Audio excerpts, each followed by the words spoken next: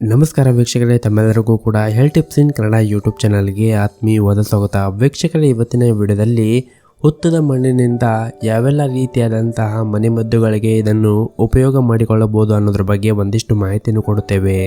ಹಾಗಾಗಿ ಈ ವಿಡಿಯೋವನ್ನು ಕೊನೆವರೆಗೂ ನೋಡಿ. ವೀಕ್ಷಕರೇ, ಹುತ್ತದ ಮಣ್ಣು ಪ್ರಕೃತಿ ನೀಡಿದ ಒಂದು ಉತ್ತಮವಾದ ಕೊಡುಗೆ ಅಂತ ಹೇಳಬಹುದು.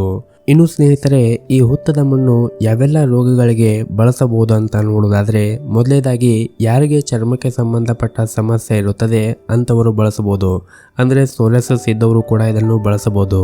ಹುತ್ತದ ಮಣ್ಣನ್ನು ನುಣುಪಾಗಿ ಪುಡಿ ಮಾಡಿಕೊಂಡು ಇದಕ್ಕೆ ನಾಟಿ ಹಸುವಿನ ಗೋಮೂತ್ರವನ್ನು ತೆಗೆದುಕೊಂಡು ಈ ಹುತ್ತದ ಮಣ್ಣು ಹಾಗೂ ಗೋಮೂತ್ರವನ್ನು ಚೆನ್ನಾಗಿ ಕಲಸಬೇಕು. ನಂತರ ಸೋರಿಯಾಸಿಸ್ ಇರುವಂತಹ ಜಾಗ ಆಗಿರ್ಬೋದು ಅಥವಾ ನಿಮಗೆ ಎಲ್ಲಿ ಚರ್ಮ ರೋಗ ಇರುತ್ತದೆ ಅಲ್ಲಿ ಇದನ್ನು ಲೇಪಿಸಿದರೆ ಆ ರೋಗ ಬೇಗನೆ ಗುಣವಾಗಲು ಸಹಾಯವಾಗುತ್ತದೆ.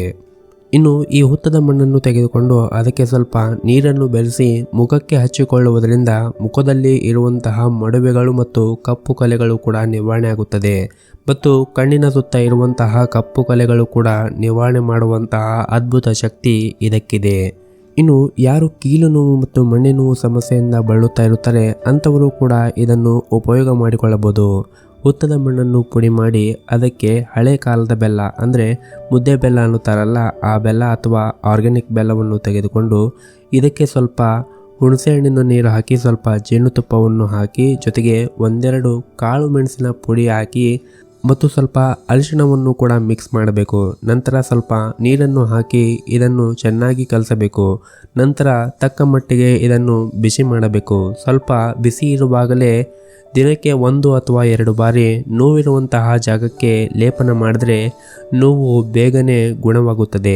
ಸೊ ನೋಡಿದ್ರಲ್ಲ ವೀಕ್ಷಕರೇ, ಈ ವಿಡಿಯೋದಲ್ಲಿ ತಿಳಿಸುವಂತಹ ಮಾಹಿತಿ ನಿಮಗೆ ಇಷ್ಟವಾದರೆ ಈ ವಿಡಿಯೋಕ್ಕೊಂದು ಲೈಕ್ ನೀಡಿ ಮತ್ತು ಈ ವಿಡಿಯೋನು ನಿಮ್ಮ ಸ್ನೇಹಿತರಿಗೂ ಕೂಡ ವಾಟ್ಸಪ್ ಗ್ರೂಪಿನಲ್ಲಿ ಶೇರ್ ಮಾಡಿ. ವಿಡಿಯೋ ನೋಡಿದ್ದಕ್ಕಾಗಿ ಧನ್ಯವಾದಗಳು.